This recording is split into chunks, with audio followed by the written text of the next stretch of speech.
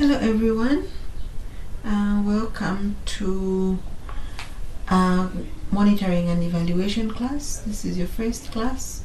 My name's Taonga Fonisha Zimba. I will be the course coordinator for this monitoring and evaluation advanced certificate program. Class 1 today. Oh, sorry, I noticed that you were given another course outline, but then I broke it down into my own, which I'll be able to share with you by the end of the week. So please don't get confused by following what's on the course outline. Please follow what I have provided with you in the notes. So we'll start with introduction to monitoring and evaluation. So I'm sure most of you are familiar with the term monitoring and evaluation, especially those that have taken part or participated in our short courses that we conduct every month. You should be familiar with the term monitoring and evaluation. So what is monitoring and evaluation? So monitoring and evaluation, these are like two terms put together. So there's monitoring and there's evaluation. Monitoring has its own term as well as evaluation. It's got its own term. So these two techniques are used for assessing the outcomes of a program or a project. So in M&E, in monitoring and evaluation, we use program and project interchangeably. Okay, so a program can be a project or a project can be a program. So to start with, monitoring is a process of gathering information about a program or a project. So when you're conducting a project, that process of gathering the information that about a project is what you call monitoring. This process, it includes collecting data about the same project, monitoring the progress, tracking key performance indicators, those are KPIs. So when collecting that, okay, monitoring is done periodically.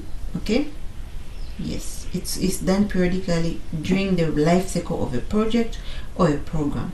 So it's not a once-off thing, no, because monitoring is what is going to tell you whether you are using what you are achieving what you set to achieve, whether your project is heading the right way or not. Okay, yes. So evaluation, on the other hand, is a process of assessing the effectiveness of a program or a project. So evaluation is a way of assessing, so seeing to it that how effective the program or the project is. So it also involves collection of data, analysis, and as well as interpretation. So monitoring and evaluation is a process where we continuously collect and examine information to see if a project is moving towards its planned goal and objectives. So together, these two terms, they are used continuously. Okay, these are processes that are used continuously in the life cycle of a project, just to see whether the project is moving towards its planned goals or objectives. Sorry about that.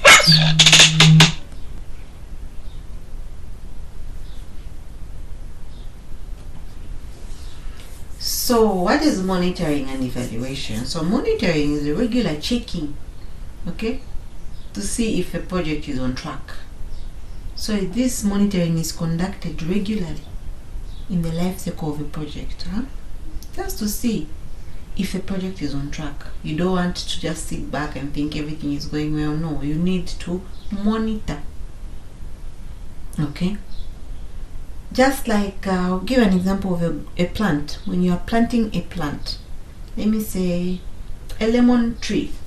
When you plant a lemon tree, what is your goal? Your goal at the end of the day is to harvest lemons. or to see lemons grow from the tree. So you're not just going to leave it there, no. Because if you leave it there, you're not going to achieve your goal, right? So what you're supposed to do is regular checking if to see that the project is on track. Your project there is growing that tree in order to yield those results that you want at the end of the day, which are seeing the lemons, plucking the lemons, enjoying the lemons.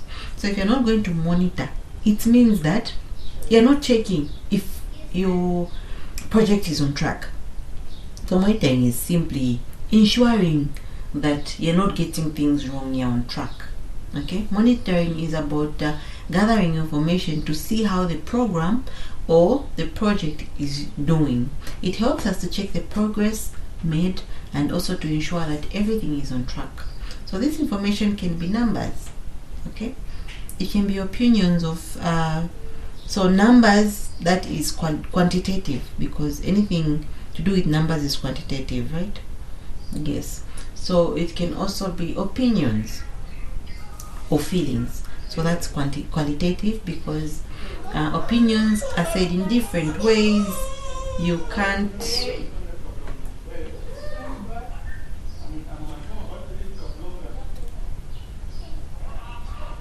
expect different people to give you the same answer, especially if you're going to ask about their opinion. So what's your opinion on this coronavirus? What's your opinion on this load shedding? You know, people have different opinions. According to me, I feel it's okay.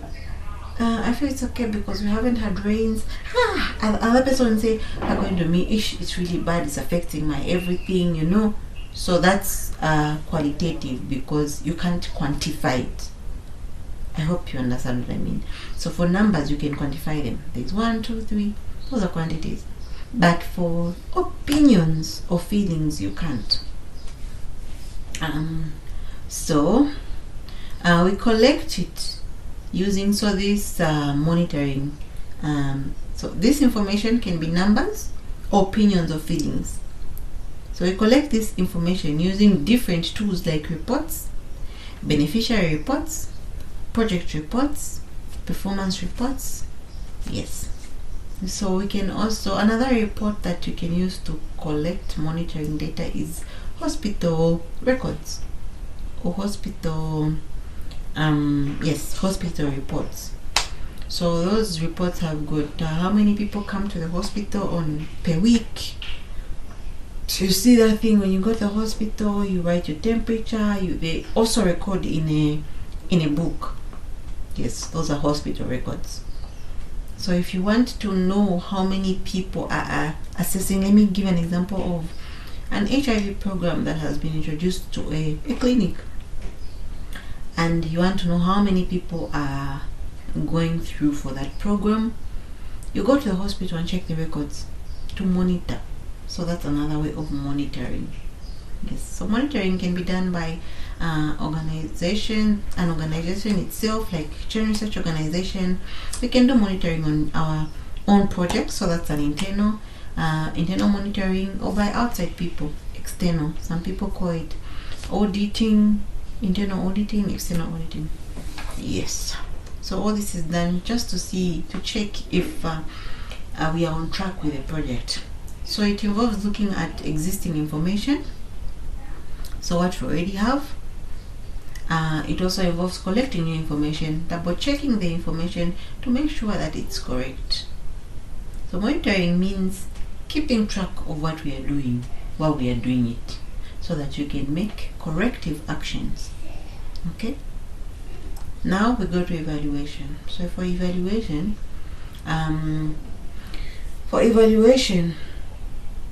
this one has to do with looking at a project to see if it is achieving its goal.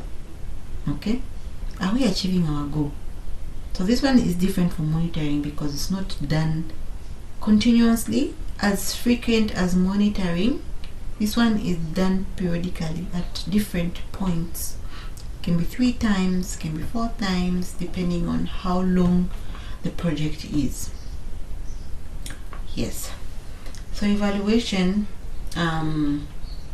it's looking at the project to see if it's achieving its goals. Okay, so there are a number of things that are supposed to be done for us to evaluate a project. This is where monitoring comes in. A number of things need to be done for us to achieve, for us to conduct an evaluation. So an evaluation is a careful and organized way of checking if a project or program is meeting its goal.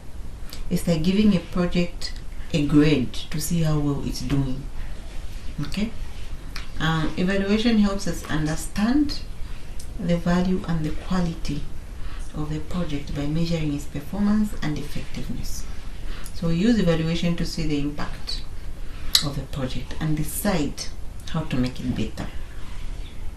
So like I said, this one isn't as frequent as monitoring.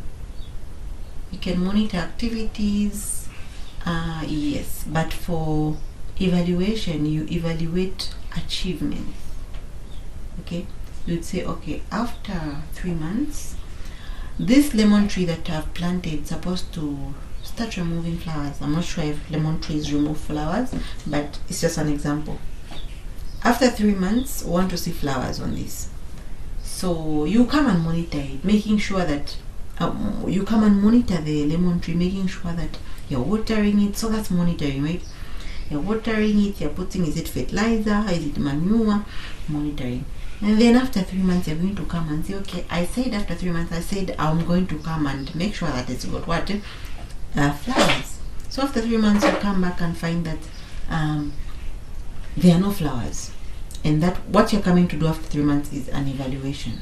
So what went wrong? You're now going to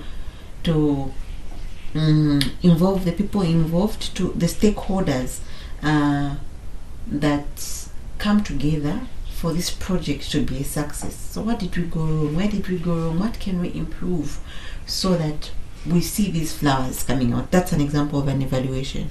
Okay, so an evaluation will bring out clear ways of how best to bring about to achieve that objective or that goal that you want to see. I hope it's making sense, because I think it's making sense. Okay, so evaluation means finding out if you have achieved the effect on your target population that you said you'd achieve after you have finished implementing the activities. So in this case, I'll go back to my example.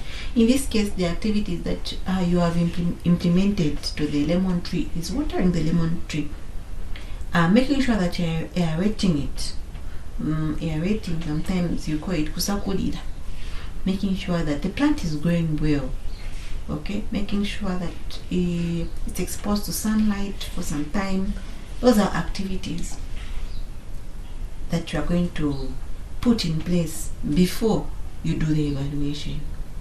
Okay, yes. So why is M&E important? Why is it important to monitor and evaluate? Why is monitoring and evaluation important? I think I've mentioned a few reasons, but I'll go on and just mention what I have in my slides. So the purpose of or importance of monitoring and evaluation. Timely and reliable monitoring and evaluation provides information to support project or program implementation with accurate, evidence-based reporting that informs management and decision making to guide and provide project or program performance. So it also to contribute to organizational learning and knowledge sharing by reflecting upon and sharing experiences and lessons. Okay, so in this I'll keep using my lemon tree example. I think it's the easiest example I can think of. So contribute to organizational learning. So after this is done, after 3 months, we do our evaluation and we found that, oh, we have these flowers. So now we're going back to the organization and provide this information and says, okay, these are the activities that we did for us to achieve this goal after 3 months. So we are going to apply them to, and we are going to teach people, okay, if we want to achieve such a goal, this is what we're supposed to do. That is what is meant by contribute to organizational learning and knowledge sharing by reflecting upon and sharing experiences and lessons. The same way, if we did not get this correct, after 3 months we go and check and we find that, oh no, our lemons are not performing too well after 3 months. We still go back there, tell the organization, okay, these activities we did, they didn't yield any positive results. Look at our lemon tree after. So I think we need to reconsider. We need to come up with other strategies to make sure that the next 3 months we are in track with our goals. We are in track with seeing the lemon tree produce those flowers that we wanted to see. So another importance is that it provides opportunity for stakeholders' feedback. Okay, so in a project has stakeholders. Some projects have stakeholders. So stakeholders are people that come on board to make sure that the project's goal or objectives are achieved. This can be donors, this can be other companies just that does share the common goal with you, and if they feel that I think this thing can work, they'll pitch in and yes. So M&E, monitoring and evaluation, is a way that provides an opportunity to get feedback from the stakeholders, because in the process of monitoring and evaluation there's also going to be reporting. You're going to be reporting on what you find, on the findings of your evaluations. The people that you're reporting to are your stakeholders. So you're going to say, this didn't work out. I know we put in these resources towards this project, but unfortunately during the way we had maybe a drought and this didn't work out. So all that's supposed to be reported to you, to the stakeholders, so that you get feedback from the stakeholders, and in that way the stakeholders will feel confident in the program, and there'll be openness, so to say. The other one, it's the importance of monitoring and evaluation to promote and celebrate project or program work by highlighting accomplishments and achievements, building morale and contributing to resource mobilization. This is, I think, in line with what I'm saying. So it promotes morale, stakeholders, okay? Also, and contributing to resource mobilization. When you're monitoring and evaluating, there's resource mobilization that, if things are not going well and there's need for more resources, all that comes out as a result of monitoring and evaluation. There's also strategic management in provision of information to information setting and adjustment to objectives and strategies. So strategic management simply means you know how to manage your objectives, you know how to manage your activities just for you to reach your anticipated goal or objectives. There's also build the capacity, self-reliance and confidence stakeholders, especially beneficiaries and implementing staff and partners, to effectively initiate and implement development initiative. Yes. So characteristics of monitoring and evaluation. So monitoring and evaluation, these two are good characteristics. I think you heard me in the beginning when I said monitoring is done throughout the life cycle of a project or a program, while evaluation is done periodically. It's a periodic activity. So monitoring tracks. So coming to the characteristics, monitoring tracks changes in progress, performance, or key outcomes over time. It has the following characteristics. 1, it is conducted continuously. So that means throughout the life cycle of the project. Keeps track and maintains oversight. Documents and analyzes project progress against planned program activities. Focuses on program inputs, activities, and outputs. Every program or project has got inputs, activities, outputs, and outcomes.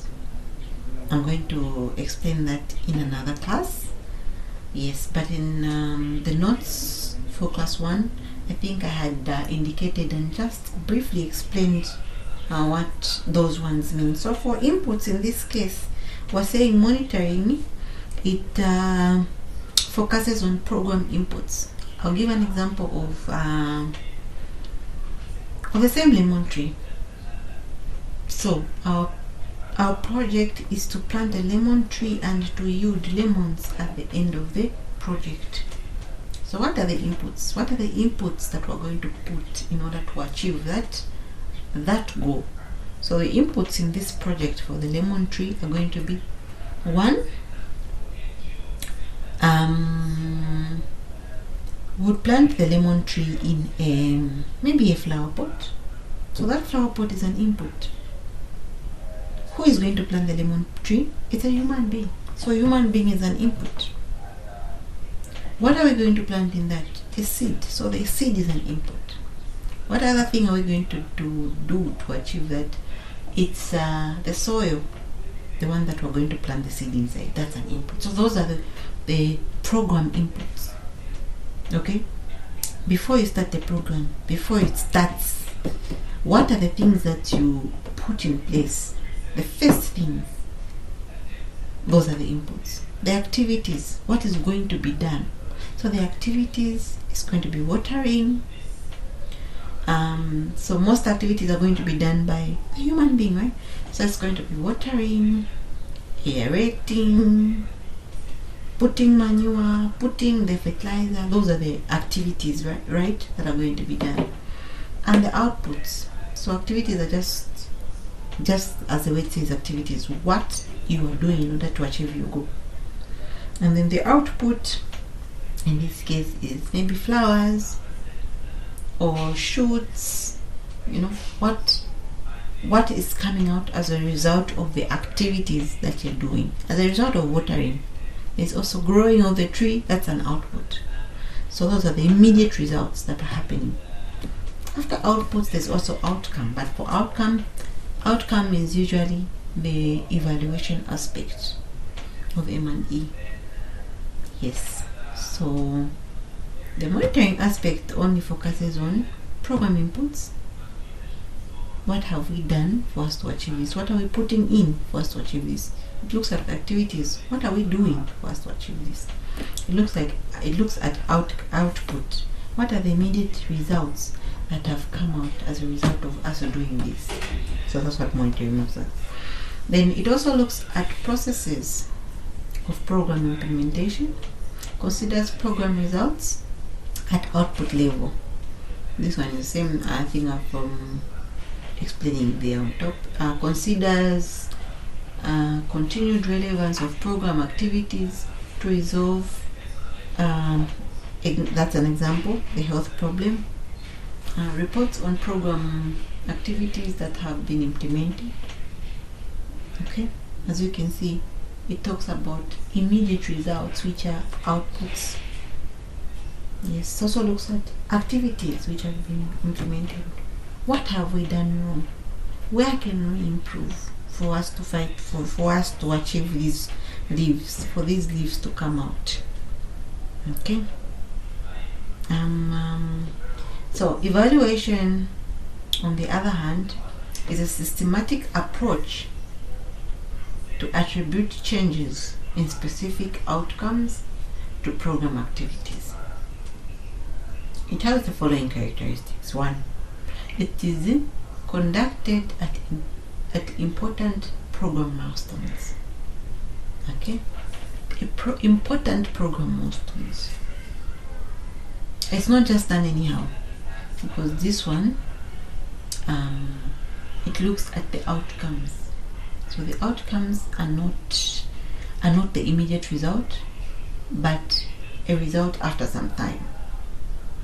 Okay? Yes. So this one provides an in-depth analysis. It compares planned with actual achievements. It looks at processes used to achieve results. Considers results at outcome level. Remember, monitoring only considered at output level, which is the immediate. But outcome is not the long term, but almost long term. Long term results compared to the immediate results. Yes. Also considers overall relevance of program activities for resolving problems, contribute to building theories and models for change. So from evaluation, this is where you can build up a theory. This is where you can say, okay, if you do this, these are the results that you expect. If this and this is done, expect these results. So with evaluation, this is where you can build the theories and also the models for change. This is 2 days lesson. This is your class 1. So I'll give you something to do. I want you to come up with okay, no, I think on class 2, that's when I'll give you something to do. Yes. So for today, this is what I had for you for class 1. Yes, we'll be meeting 2 times in a week. I'll be giving you something to do. Initially, we'll have 3 days to attend to something. Every week is going to have an exercise, but learning will only be for 2 days every week. I hope I'm clear on that one. So for today, this is what I had for you. Your class 1 notes have got just at the top have got inputs, activities, outputs, outcomes, and impacts. Let me just briefly explain on these. So every program or every project needs to have inputs, activities, outputs, outcomes, and impacts. So project inputs, what resources are required? I'll give an example of a program to do with reducing the prevalence of HIV in what area? Let me say in Lusaka. Yes, reducing the impact of HIV and AIDS in Lusaka. Okay, that is our project. So in this project, what are the inputs? What do you think are the inputs? What do you think we need to do for us to achieve that goal, to reduce the prevalence of HIV in Lusaka? Also, project inputs, these are the resources required. So first, we need people. We need people. So these people are human resources, right? Human resource. We need human resource. For this human resource, maybe they'll be teaching people about what to do right.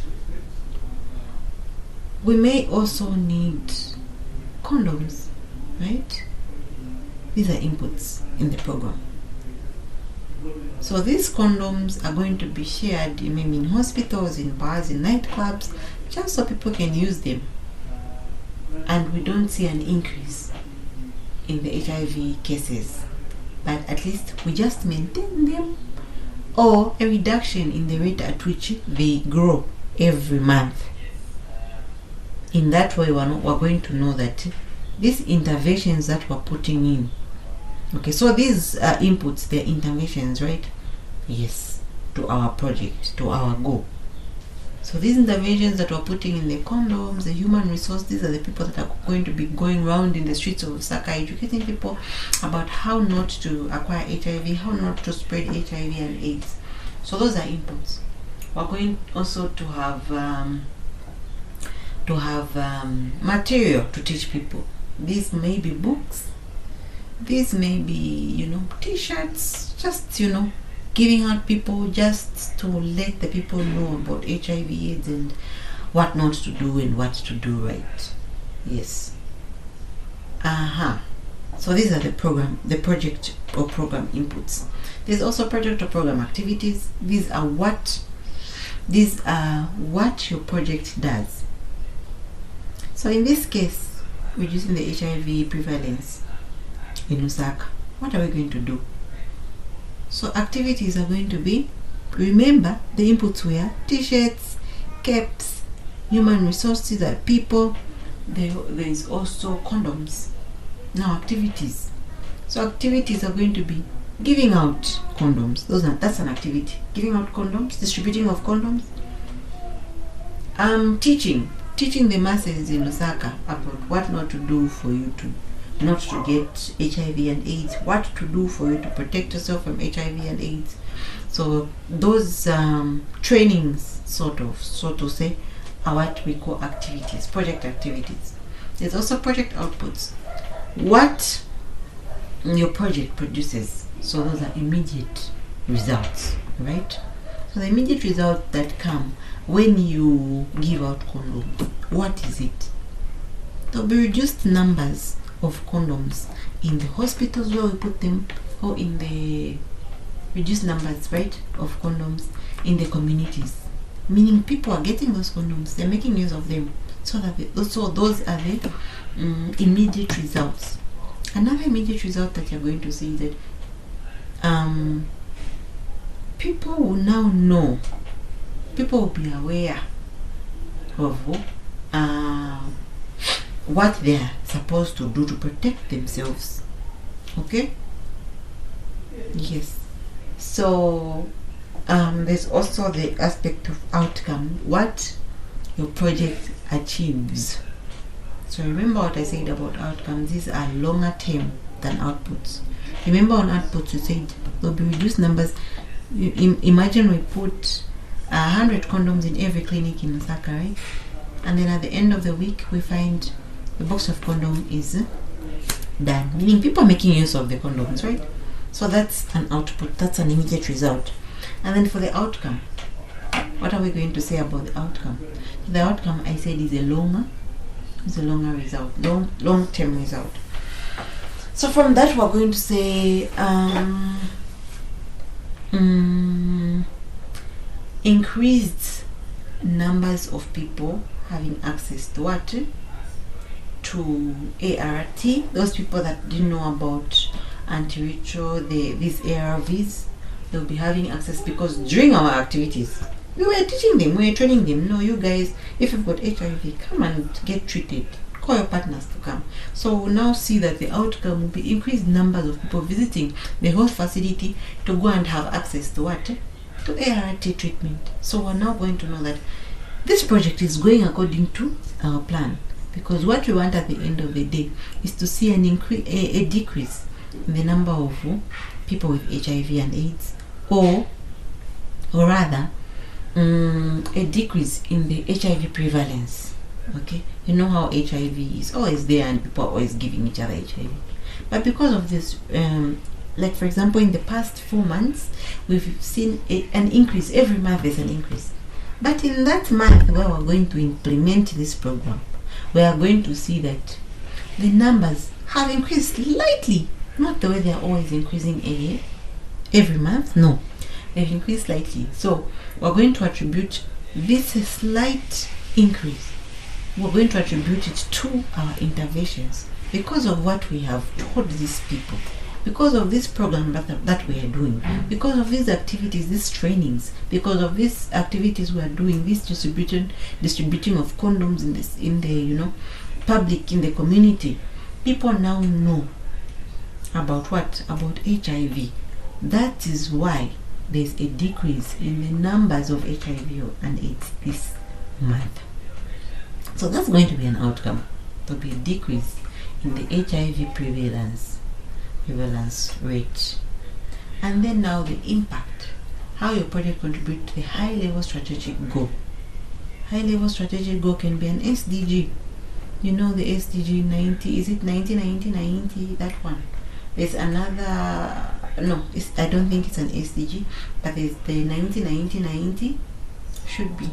Yes. So we are going to contribute to this because of our interventions. We're going to contribute to this higher level strategic goal. So an impact, you can't attribute it.